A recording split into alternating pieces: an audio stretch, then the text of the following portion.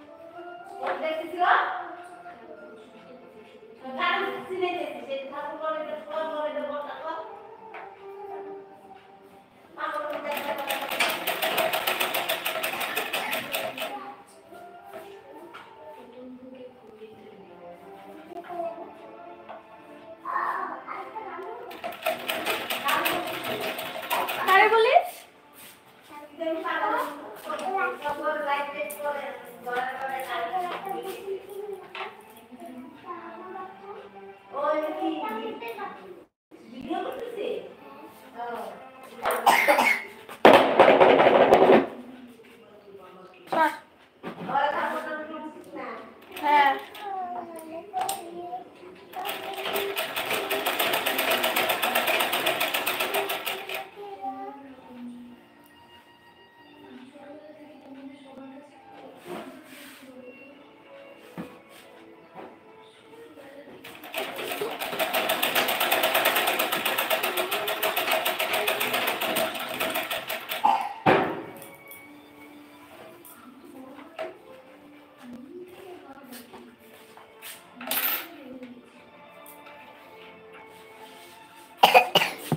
এটা ধর না, মোবাইলের সামনে আসো।